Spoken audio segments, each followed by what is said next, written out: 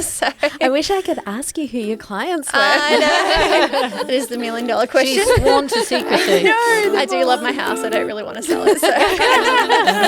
Hey, I'm Ange, And I'm Beck. and we are the Gold Diggers, because we believe there's gold found in everyone. Everyone is unique, interesting and exciting with a great story to share. And we aim to find it. The question is, can we rise to the challenge and strike gold? Stay tuned to find out as we chat to today's mystery guest. Honey, you're my sugar. So this is how it works. One of us knows our mystery guest and the other doesn't. And today it's Beck's turn to discover the gold in our special guest, Roxanne McCarty-O'Kane. Wow, it's a bit of a mouthful, isn't it? It is, yes. Do you say the whole thing? I do, absolutely. Well, quite often I chop it down to Roxy because otherwise I get the song, which, Right. has been Roxanne, following me my whole yeah. life. Yes. Yes. Yes, I'm sure you do get that. So it's not the first time you and Beck have met. So I know, Beck, you know that this probably is going to be a podcast that's really suitable for you. Yes, Roxy being a writer and an editor. And Yes, all yes. those So things. I did this for you. Thank you can thank so me. much. I'm so honoured that you've done this for me. So many times Beck comes to me and say, you send me all the exercise freaks, all the ones that are like into their fitness and running marathons and that. When are you going to give me the writers? So today here it you've got a is. writer. Awesome, yay. So to give you a little bit about Roxy, Yes. she's 39, married with 2 children, aged 12 and 10. Lovely. And that's it. That's that all you're it? getting. And All I'm going to kick you right. out the room now. I'm going to go. See you soon. Honey, you're my sugar. So it's really great to have you here, and I'm so glad we've been able to connect this together because I just know Beck's going to love talking to you because you really are a wordsmith. Words and writing is your life, whether you're writing for yourself, you're writing for your clients, or you're doing something creative. Really, your whole life is around words. And a ghostwriter too. Yes. So, Yes. and writing books for other people, helping them draw their story out and to present their story. And now I know you've got a double degree in journalism as well. Have you ever Yes. done any journalist work? Yes, that's how I started in my career with writing. So in 2007, I officially became a journalist and started working for a newspaper company here on the Sunshine Coast. So started off in community newspapers, which I loved. Yeah. Really grassroots stuff, literally integrating into the community, which I was really loving. And obviously a good training ground for a cadet journalist, which is what I was at the time.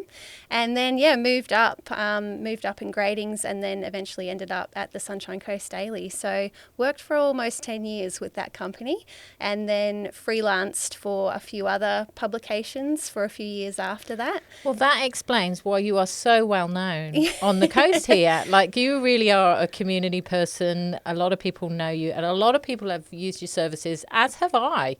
We've worked together on a number of projects, and more recently, I actually brought one of the projects that we worked on, and it's a beautiful, do we call it coffee table book? Yes, I think that's the best name for it. It's called Women Inspired, and I know you've been doing this for a couple of years, but this is a 2023 edition. Yes. And the reason I have a copy is because I'm in it. That's right. And for those of you that are joining us on YouTube, you can see I'm on the front cover, front model. cover right there. Yes. And each page is really about an inspiring woman on the Sunshine Coast and their stories. And I know you teamed with a lady called Jaya from Empire Photography. Yes. So she's done the photography, you've done the editing. And it's just such a beautiful book, and it's a beautiful way of highlighting the gold in other people. That's right. Yeah, just in our format. So Jaya actually approached me to write this year. So Jaya she's the brains behind the concept of Women Inspired. So she co-founded that with 2 other Sunshine Coast women in 2021, I believe their first edition was. I was a featured person in that book and I loved it. I just loved the concept around it. And like you said, just digging the gold and showing how everyone gets through so many different challenges in their lives and can come out and shine still. So, there's a whole range of women in there, from, business women to sporting identities to people who are very engaged in community and charity. So, it was such an honour. There's just such an array of different stories in there, which actually leads me to why you're so well known, because you have won a number of awards, one of which is the Small Business Woman of the Year in 2021. Yes. Which was amazing. And recently you won an award as well, didn't you? Yes, this year's been quite exciting towards the end of the year. So I did win, I won a silver award in the Raw... I don't think they're even business awards, Raw Awards, for Best Writer and Author. And probably even more excitingly, on the Sunshine Coast Business Awards, I won the Creative Industries category. So again, really, really excited that those particular categories are, dedicated to creativity and obviously storytelling as well, which makes them even more special. So. Well, congratulations on those. Thank you. And they're very well deserved, because what I love about you, Roxanne, is that your heart and passion really is about writing, but it's about making other people shine. And you do that so well and so beautifully. And you are driven in your business, but it really is for the benefit of other people. And I think that's just such a gold about you. And I love that about you. And I want to see if Beck can pull that out. So I think we should bring her back in, don't you? All right, let's do it. Let's do it. Sorry, that was a little while. I could have talked for ages. Yeah. I'm just so excited. I have somebody in here that you're going to enjoy. I'm so excited too. I enjoy all that. But this is putting the pressure on you to come out with your best first question. Oh, best first question. I am good at questions. Okay. Here it is. Every writer has a story. What is the story of how you first found that you loved writing? Oh, first found. It's really interesting because I have a 2-part journey around that. Yes. So initially, I kind of stumbled into it, to be completely honest. Yeah. So I was getting geared up for a career in the Air Force. Random. Right. But we moved over from New Zealand when I was 15, and so I kind of restarted here on the Sunshine Coast. And some people came through from the Defence Force Academy and obviously recruiting teenagers ready for the next leg of life. And I just really loved the idea of the adventure and, getting a degree paid for too. So it sounded pretty good. Nice, yeah. So and I had the grades for it. I had the fitness, like I was running every day, playing tennis, doing all kinds of things. And so I was like, that's what I'm going to do. Yeah. And so I was obviously not scared of heights. No. Well, I was going to do some groundwork. Obviously, I wasn't really gunning for a pilot or anything like that. Probably more ground-based. It didn't actually even get that far, to be honest. So I had to do some additional medical tests because I've been an asthmatic since I was very little. Yeah. So the moment that I disclosed that, they said, well, you've got to do another test. So I'm like, all right, yep, I've got this. But the fact was that I didn't have this. So I went for the test, and obviously being something that I can't control, my lungs did react in the test and I was discounted. So disappointing for absolutely you. Devastating. That was like everything. It was my A to Z. That's what I was going to do. Yeah. And so it really forced me to look at, what are my strengths and what am I good at and what am I excited about? Yeah. And then words. So I've always read, I've always written, to myself in my journals. Yes, I've still got my childhood journals. They're quite hilarious. Yeah. So I thought, words, let's give that a crack. So I did a few work experience stints at the Budroom Chronicle when that was around. Oh, nice. This is how back in the day it was. So a few local newspapers, and I just really loved the buzz of the newsroom and being able to go and, share something that people didn't know about that was going on, or a story that someone had lived, or, an event that they're putting on. And as I got into actually being a professional journalist, I really connected with the human interest element of that. Yeah. So it's like, it's my chance to share people's stories, sometimes for the first time, especially when you're looking at community volunteers who pour their hearts and souls into organisations for years without acknowledgement, but that's not what's driving them. Yeah. But to be able to shine a spotlight on them, and spread the word about what they're doing, that's what really lit me up. Yeah. So the second part of that is that very recently I actually discovered why I was drawn to that. So before it was just happy accident. Yeah. But on reflection, I feel like it was definitely guided. There was divine guidance there for sure. They're going, no, that's not where you're meant to be. Come over here. Yeah. So I realized that my desire to tell stories and to have people's voices heard is actually generated from my childhood. So my parents divorced when I was 2, and I grew up surrounded by love. There was no trauma. I'm very blessed for that. But what happened was I had 2 very different households that I had to navigate. So, 2 different dynamics, expectations, rules, all those kinds of things. And so, hopping between homes, I never really felt like I had stability.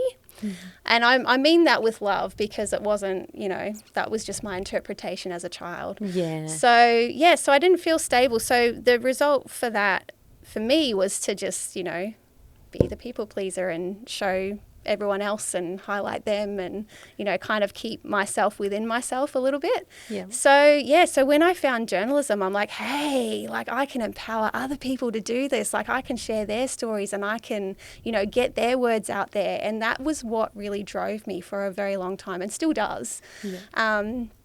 But now I have built myself up to the point where I can also share myself openly. So I feel like everything's in alignment now, which is a really beautiful place to be. Oh, that was a very long-winded answer to your question. Awesome. A lot of information there. That was all in a nutshell, really. No, that was great. There really is something special about sharing other people's stories, isn't it? And especially when it's the unknown people, because like we were saying, everyone's got a story. Yes. And it is like this show, like digging for gold.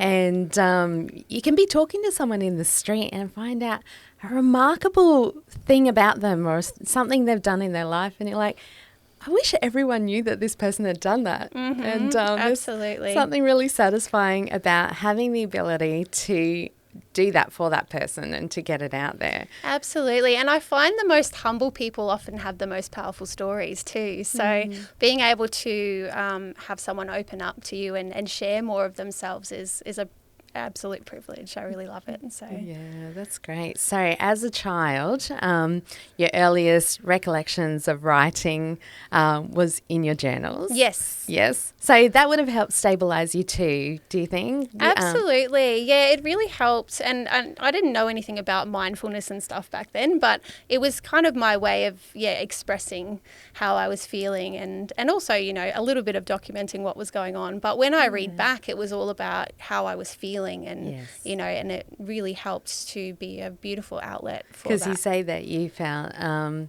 like you had to put the spotlight onto everyone else, so you probably didn't feel noticed, I guess, amongst all the comings and goings and the family.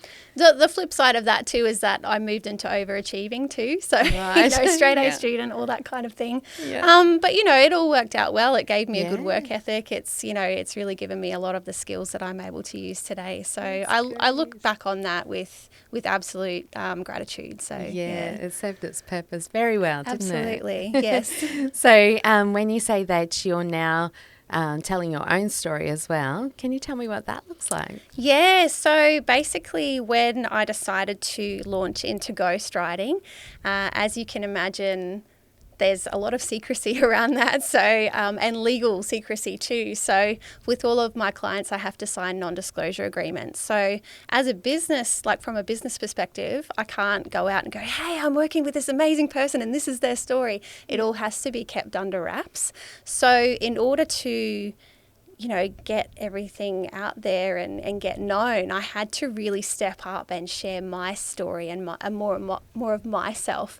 And it was something that I struggled with because, as I said, for in my time in the media, it was all about everyone else. So it's like, you know, I'm just going to hide here behind my notepad and it's all about you. So it was quite a challenge for me to get the self-confidence to step out and go, hey, I'm over here. I'm actually really good at what I do. Yeah. Do you want to come and let me help you write a book? Yeah. But that was the key. And as you know, through this podcast even, that everyone does have a really powerful story. So I had to kind of lead by example, if you like, and share more of myself in order to build that connection and that trust. So. And what form did that take? How did you share yourself? Was it in a book? Did you write a book about yourself? I didn't actually write a book until 2 years ago. So I spent a good 5 years writing books for everyone else and then went, I probably should have one of my own. But interestingly, it's not a book about me. So it is a book that is designed to help empower writers. So it's called The Mindful Author, and it is part of a series. So I'm writing book 2 at the moment. So the idea is to give aspiring authors everything that they need to step through the whole process from first idea to published book in hand. That is so helpful because there's so many people out there who say, I want to write a book. Where do I start? So you're answering those questions for people. Absolutely. And I do have awesome. workshops too, but the fact is some people don't feel comfortable showing up and laying their story bare in and even in an intimate setting of only a handful of people, it still can be quite intimidating. It's a very courageous thing, isn't it, to tell your story and then to tell it in a form that can go anywhere in the world and then your story's out. You know how that feels, hey, Angela? Oh, yeah, absolutely. I think the first step really is knowing that you have a story to tell. Right. And a lot of people don't realise, I think, that their lives can be quite remarkable. And some of the decisions and things you've journeyed through in life, we might just think it's normal, but for someone else it can be an extraordinary thing. And so I think getting the confidence to know, I have a story that is worth sharing. Yes. Because a lot of people undervalue their story, don't they? And then it's important that they share it with someone else who can help them develop that story into, I guess, a theme that could run through a book and then show them that that's a very valuable story that other people can learn from and be helped by. So I think that's kind of really where your goal is, and we mentioned this in the intro, Beck, but is that you do pull out the value in people and then you put it on the front cover, basically. And so you say this is, how this is where you shine. And so that's such a wonderful, I love that process. And you must get that too, Beck. Yeah, just in what you do. Yeah, absolutely. Being able to help someone tell a story, like at the moment we're helping a lady in another country whose English is not as strong. So to be able to put her story into English for everyone to read, it's like you're just giving it another wind, really. Absolutely. It's amazing. But the fact you've put yourself in the position of person writing their story, do you find that way more difficult than actually writing a book for someone else? No, I don't, because I feel like I kind of view myself as a conduit. So the person that I'm working with, they have everything in their heart and in their head already. It's already there. So really, I've just got to ask the right questions to get them to release that. And the fact that we can do that through a conversation, it takes so much pressure off of people who get really, bogged down or overwhelmed by the idea of having to sit down and write it themselves. So no, I see myself as a conduit, and I have the skills to be able to craft it in a way that can be powerful and engaging, but it's all theirs. So How did you get into ghostwriting? So if we go back to your working for the Chronicle, yes, where did you go from there? What were the steps that eventually led you into ghostwriting? Yeah, so I had a career of 10 years in print media, in newspapers, and then got made redundant. So again, divine intervention. They're going, this is not the path for you. Like I've had a taste of what it's like, and obviously found that purpose in sharing stories. But that divine guidance was kind of tapping me on the shoulder again, going, this is not it. There's something more. So I got made redundant when my kids were quite small. They were in kindy, so that was a bit awful is probably the lightest way to put that. But literally within 2 weeks, I had decided I was going to start freelancing and had steady clients. So I did that for 2 years. And then again, I'm getting that tap. There's something more. And it was actually a suggestion by a lady I'd been working with as a business coach that went, how about you write books for people? And I just went, yeah, okay, whatever. that first dismissal. But that seed was planted. And the more I thought about it, I thought, why not? I've got all the skills to be able to do this. I love telling human interest stories and I love shining the spotlight on other people. So why not just repurpose the skills I already have in a different medium? So I just took the leap. I did know my first client very well. Yes. So they kind of gave me a head start. And I've literally been I haven't been without a client since then. It's been back to back. So I know that I'm in the right place now, which is really beautiful. That's amazing. Yeah. And is this your favourite type of writing? Writing ghostwriting for people? Oh, yes, anything nonfiction. Yes. Yeah. I get asked a lot to do novels and things like that, but I feel like that's a whole other creative wheelhouse, one that I'm not quite touching just yet. So anything nonfiction. And it's amazing. I'm so blessed with the people that have been able to come through. So, I've worked with Vietnam veterans. I've worked with people who've gone through quite traumatic experiences like domestic violence and other kinds of abuse, but obviously come out and are now empowering other people to be able to be aware of those situations and how to leave, becoming real beacons of hope for people. That's great. And also just, awesome business legends as well. So the beauty of it is I never really know what's going to come with the next phone call or the next email, and that's what keeps it super exciting. And does it differ much from the journalist work you were doing? Oh, for sure. Yeah. and so which one would you would you prefer, and what are those differences? Yeah, so I guess journalism, you're a lot more restricted on the style and the tone. Particularly when I first started, we still had the inverted pyramid. That's really old school. So you have to have, the who, what, when, where, why in the first paragraph. And then it was literally like a template of how to write a story. Towards the end of my time in media, it did get a lot more flexible and move into a lot more of a storytelling realm, which I loved. But really with books, there's no rules. So I really love that. And it allows you to really tailor each book, and you would know this, Beck, tailor each book to the person's personality. So if they are very concise and very black and white, you can work with that. And if they are very descriptive or very emotive, you can really lean into that as well. So because there's a real skill in pulling out the author's voice to make it sound like they're speaking, and you have to do that for them, don't you? I do, yes. So my job is to make sure that anyone who picks up the book feels like that person sitting across from them, having a coffee and telling their story. So there needs to be zero trace of me in there. So I wish I could ask you who your clients were. I know. It is the $1 million question. She's sworn to secrecy. I do love my house. I don't really want to sell it. So. Fair enough. That is important. I know that Angela has been, what do you call it?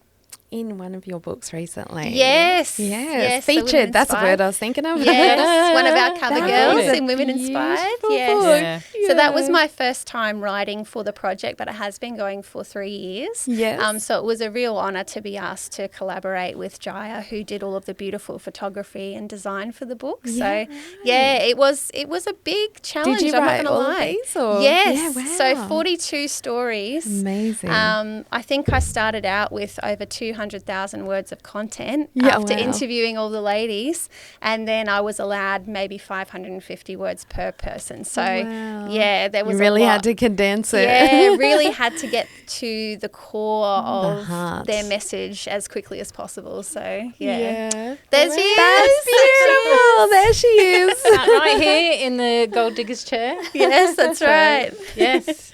So which author has impacted you the most?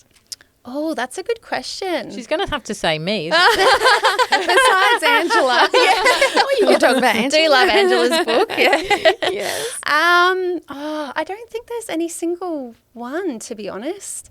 No, I lie. There is one, and I think it's because I took away some really strong life lessons from that book. So it is Miguel, and I'm probably going to butcher his surname, Ruiz, Ruiz. So he wrote a book called The Four Agreements, and I really, really loved that. It was very short, actually, like less than 100 pages, which just goes to show that you can be really impactful without writing, you know, a 1,000-word book. Yeah. Less is more, so they say. Sometimes, yeah. So his 4 lessons and his 4 agreements, just something that really spoke to my soul and that I take on as part of how I show up in the world now. So that's very impactful, actually, now that I say that out loud. But I can share the 4 if you like. Yes, let's do that. Awesome. So the first is to be impeccable with your word. So essentially anything that you say has the ability to uplift or to push someone down. So just being mindful of how you speak and obviously staying true to your word as well, not promising something that you don't intend to follow through on. The second one is don't take anything personally. That was a big one for me. For a lot of my life, I would, you know, if anyone said anything or did anything, I'd be like, oh, what did I do wrong? And I really did take it to heart. So that's been one of my biggest, I guess, personal growth lessons. Yeah. And third one is don't make assumptions. Another good one too. My parents, you know, we grew up and my parents would say, you know, to assume makes an ass out of you and me. And it's true. Like you're basically filling in the blanks. So always ask the questions and get the information that you need. Personally and professionally. We can assume what we think our husbands or our significant other is doing and we've got no idea. And fourth is just always do your best. Just I love that. Whatever you do, make sure you put everything into it. So 4 great points there. So Miguel, he's probably the most impactful author. I'm keen to know, because my experience of writing is that like I have to be locked away in a room, no distractions, no noise, to really focus. You know, and I can do that for periods of time, but this is your life. So how does that work around family, raising 2 kids? Yes. Let me say that again. Raising 2 kids. You must be getting distracted all the time. So how do you stay on track and focused? I'm very good at blocking things out, but, you know, for better or worse. But I think that was actually a skill that I developed in the newsroom, because we had open plan newsrooms where we would have a dozen journalists and, you know, 3 or 4 photographers and a news director, you know, calling people up for meetings. So there was always stuff going on. And we had, you know, our list of stories that we had to produce for the day. So we're, you know, interviewing in amongst all of that buzz and trying to write in amongst all of that buzz. So it really helped me to learn how to kind of just put myself in my own little cone, cone of silence, and just focus and get the work done. They would have been great training years. Yeah, absolutely. And I think too, the buzz of that environment would have been exciting. Oh, absolutely. Yeah, there was always something exciting going on. And, you know, the minute someone got a breakthrough on something, it's like, oh, you know, everyone gets really excited. Can you write with distractions? I can typeset with distractions. So while I'm typesetting books, all noise can be happening and I can do that with no problem.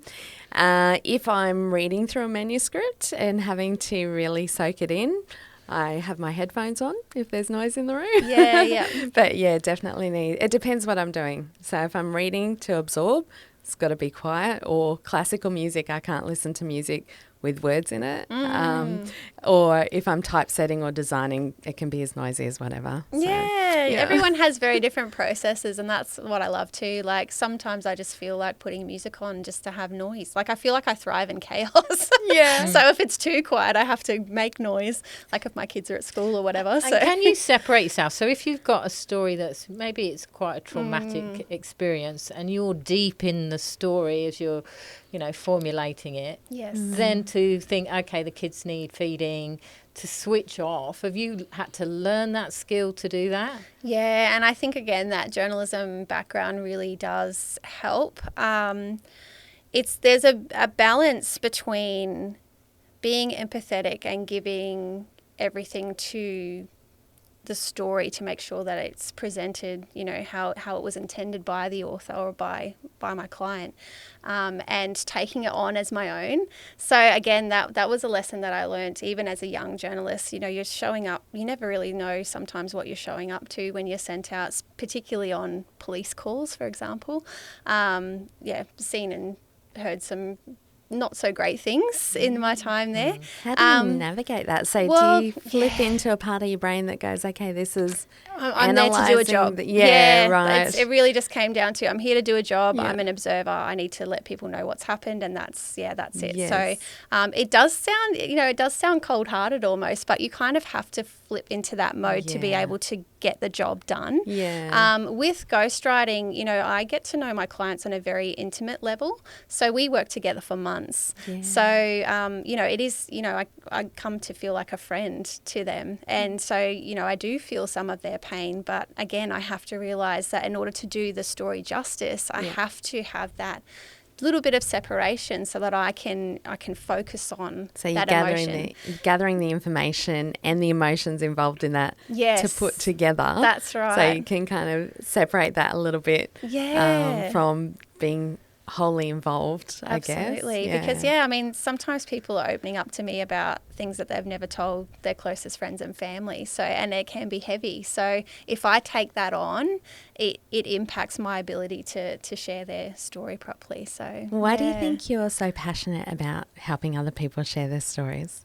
I just love people to achieve their goal, and you hear so many people say, I want to write a book, or all their friends are telling them to write a book. That's that's why I love what you said about, people have to realize their own story is valuable, because quite often people will go, I'm calling you because 20 friends have told me I need to write my book and I probably should do it. Then we can start working on helping them to realise why they're so amazing.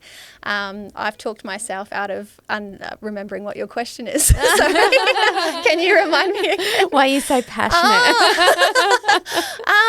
I think that's it in a nutshell. So just knowing that I have the skills to be able to help someone to achieve that dream. That's what it is. Like handing over the first draft and watching people as they, do their book launches and sharing the effects that they're having with readers around the world like that. What greater feeling is that? Pretty satisfying, isn't it? Absolutely. How does it feel, that moment where somebody's they've put their story down in print and they've got a book launch, whether you attend or you don't, but how does it feel for you when you finally see the end product? I just feel like, okay, so a client actually asked me this once, and they're like, well, because I focus on the front end, so that anything to do with the words, and then I do refer people on for publishing.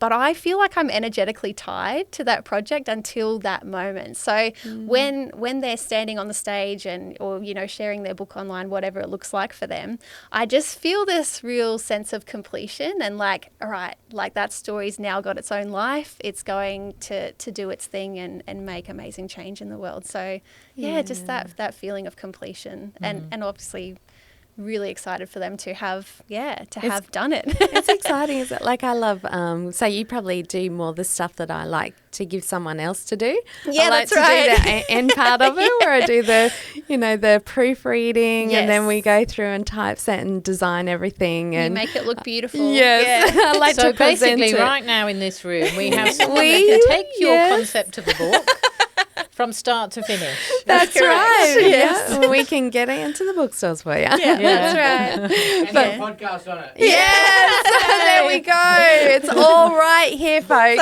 In this room. You want your story told? Come and see us. 2024 is your year. That's it. This is your sign. You've been looking for a sign. This is it. But there's something really great about tooling people up, basically, giving them that tool, because a book opens many doors, and we often say to our authors, our job is to equip you with a tool, which is your story in a book form, that then opens doors for you to go and do speaking engagements and to spread your story further. Yeah. So there's something really satisfying in being that part of the clog along the way. Absolutely. And equipping people, because not everyone can put their story into words as well. And that's where you come in, is being able to put what their life experience has been into words. Like I have friends who they're great with pictures or many other amazing skills, but struggle to write a Facebook post.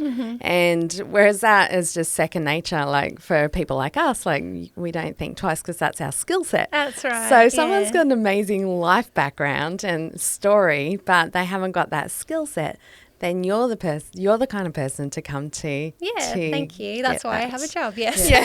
But this has actually taken you quite far. You might want to kind of delve into that a little bit. Okay, let's see. Actually, when you walked in this morning, you were carrying an award. Oh, yes. I don't normally cut around, just full disclosure. I was asked to bring that in today. I did tell her to bring it. Put it up in my windscreen in the car. Yeah.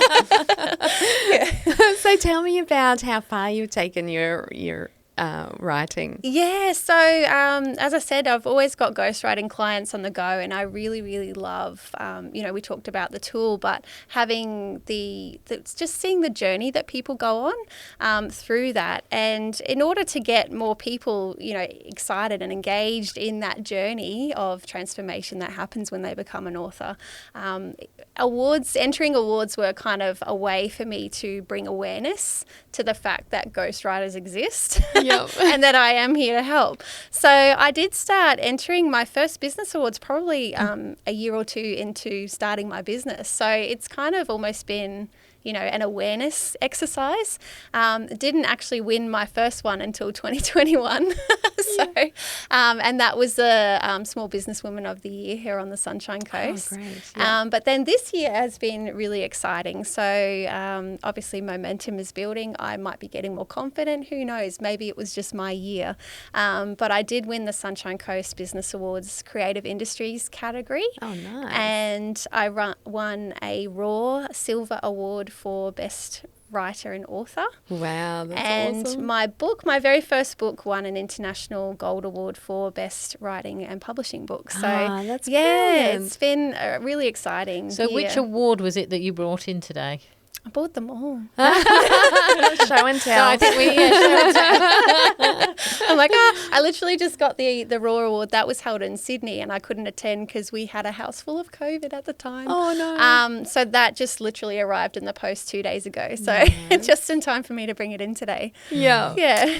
So we will show those on our socials, so Yes. come and check that out. But I think it's time for some gold, Beck. I think it is. Well, Roxy, you're very close to my heart because I can relate to a lot of what you're talking about.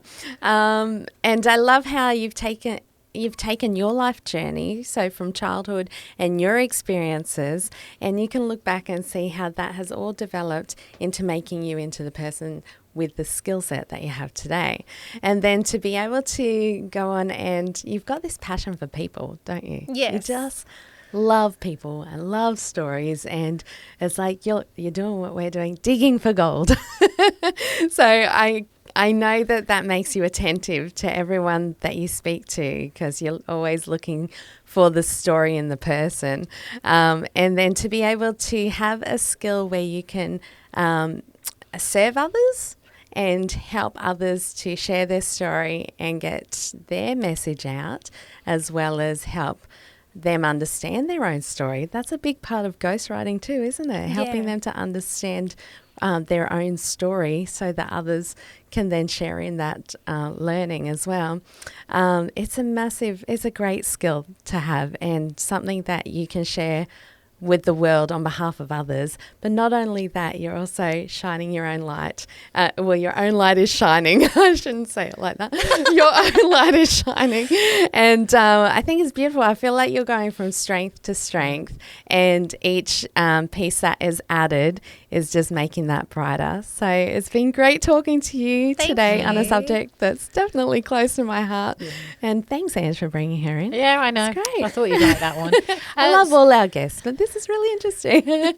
So how can people connect with you, Roxanne, particularly if they're interested in the writing journey? The writing journey, yeah, absolutely. So first stop is always the website. So it's just all the W's, roxannewriter.com. That has all my information in there. You can grab a copy of The Mindful Author from there, have a look at workshops if you would like to come in and get really deep on how to structure your book so that you can, when you sit down to write, you can write with clarity, or touch base if you want to outsource and let me do that alongside you and write that book. So definitely the website is the best place to go. So we've seen one of your books today, but I know there's been many, and even I think it's gone down the line, is it, to the next generation? Yeah, your son writes as well, does he? Yeah, so Lincoln released his book Sprouts Idea in August 2022 last year. He only beat me to publishing by about 30 years. We had a joint book release, which was amazing, really good experience to have. But Lincoln's doing incredibly well. So his book Sprouts Idea is something that he crafted when he was prompted by a guitar teacher, actually, of all things. So he hosts a music festival called Secret Oasis, and he wanted to have 3 generations of storytellers on stage. So he asked Lincoln, who was his youngest student, to come up with some kind of message of hope for the audience, and he was 8 at the time. Wow. And so you can imagine how daunting that would have been. And we found out the other 2 generations were going to speak about lived experience and what their hope was for the future. And Lincoln just turns to me and goes, I don't have any life experience, Mum. I'm like, well, so why don't we make up a story? So he had this, must have been brewing in his head, and he just sat on the couch one day and he goes, yep, I'm ready, Mum. So I got out the notepad and pen and he dictated the story. So he read that out on stage to over 100 people. Oh. And that was kind of the debut of what then became Sprouts Idea. So we didn't know it was a book at the time, but he had such amazing feedback that and literally people going, that should be a book, that should be a book. So he kind of goes, well, what do you reckon, Mum? And I'm like, well, I can help you with that. So so we rewrote it probably about 8 times, making sure that it fit And you've picture got a book copy strategies. here. I do have a copy here. I want to know what Sprout's idea was. Oh, Will I have can to I read the share? book? Is it Yeah. a spoiler? Can you share? Yeah, absolutely. So basically Sprout comes across a villain called Shade Man. Right. So Shade Man is very bit cranky. shady. Yeah. He doesn't like fun. And the whole forest is getting together to celebrate Sprout's birthday. And he gets a bit cranky about all the fun that's going on. So he jumps up and he blocks the sun, which, as we know for trees, is not very good.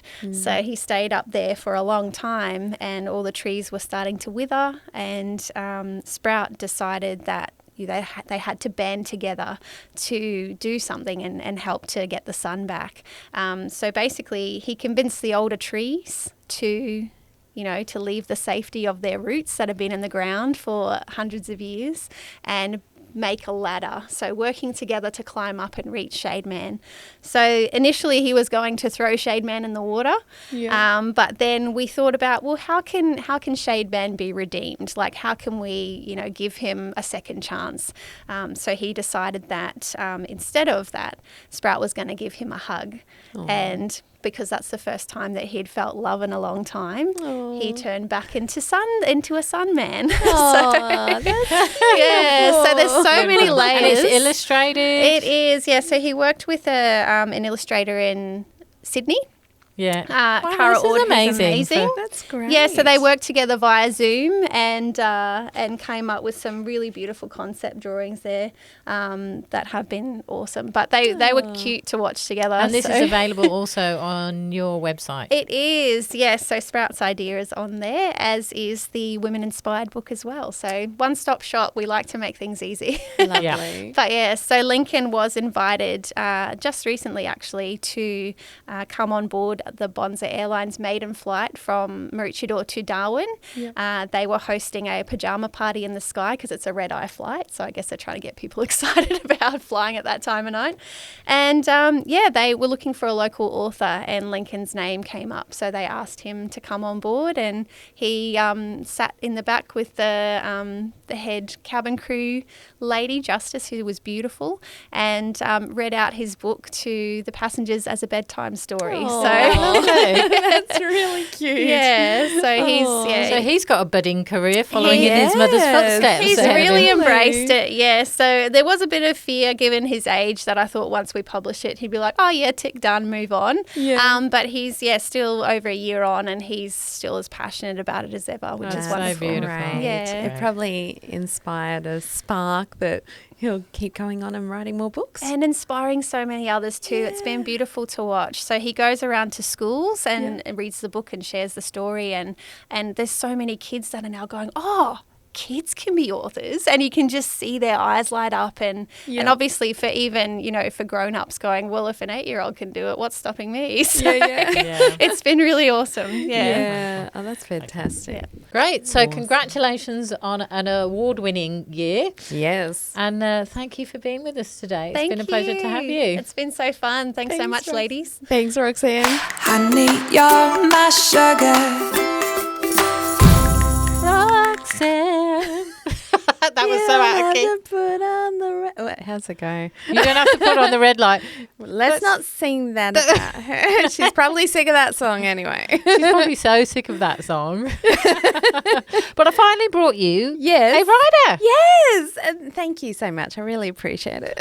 But how do you feel kind of her story connected with yours? Was there similarities? Yeah, I fully get her. Like that whole feel of writing someone else's story or allowing someone else's story to see sunlight, basically. Yeah. It's a very fulfilling, satisfying feeling that you've helped someone get their story out there.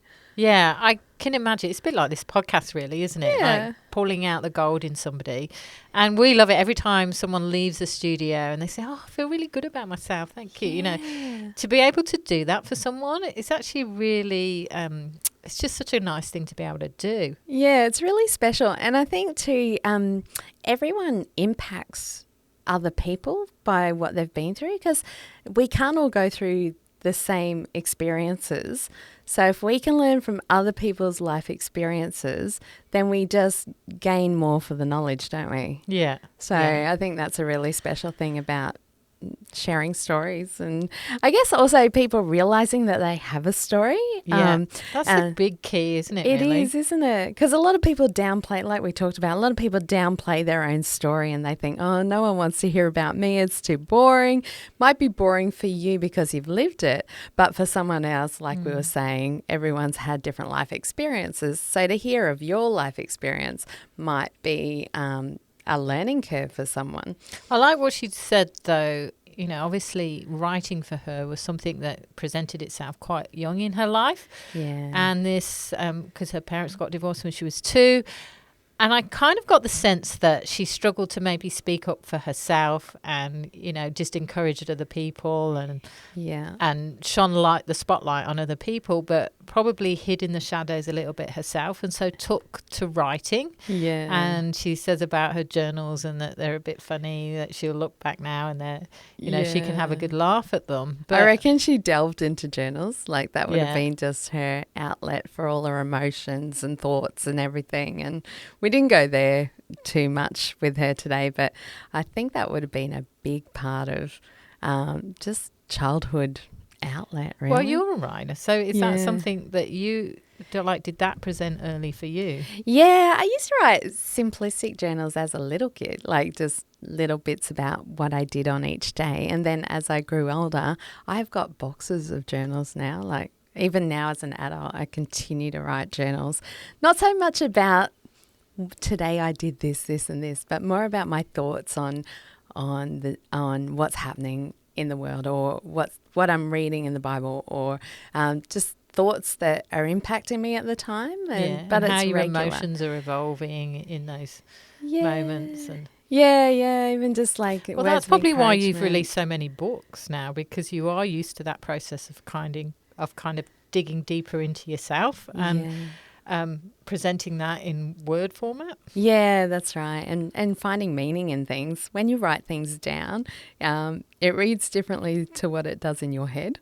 So to get it out of your head onto paper and then read back what you've written down, even as you're writing it, you're making sense of your thoughts.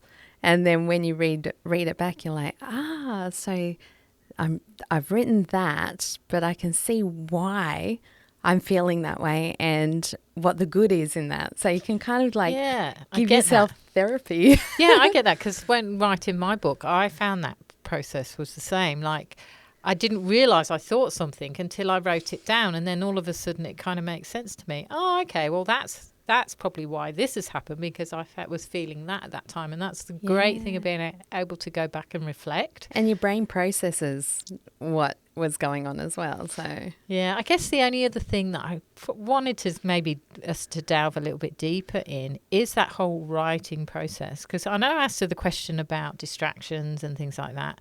But really, for me anyway, writing is one of these things where you took yourself away. And, you know, she can cope with distractions, but I wonder how that impacts on family life, really, you know, for her raising her girls and everything. Has she got girls? She didn't say girls. Girl and a boy. Yeah. Yeah. I introduced her and I don't even know. let me tell you about her. Yeah, thank you. Her 2 kids. Yeah. So, because that would have been an issue for you, I guess, as well. Yeah, and I think you've always got to make sure your family gets priority. So for me, it's a matter of these are the things throughout the day that get priority, and that's like your meal times, your family, as much as possible.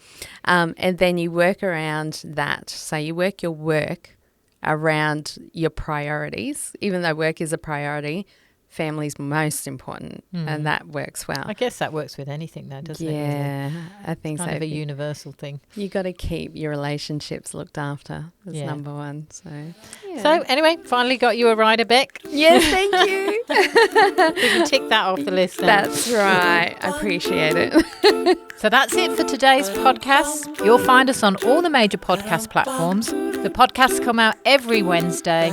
We'd love to hear from you on our socials, the Gold Diggers Podcast. Tell us about your story so we can find the gold in you. Easy as pie, lemon, apple or cherry. Loving you is so very sweet, sweet, sweet. How can it be such a piece of cake? And your smile is the icing. Loving you is a poem. Honey, you're my sugar.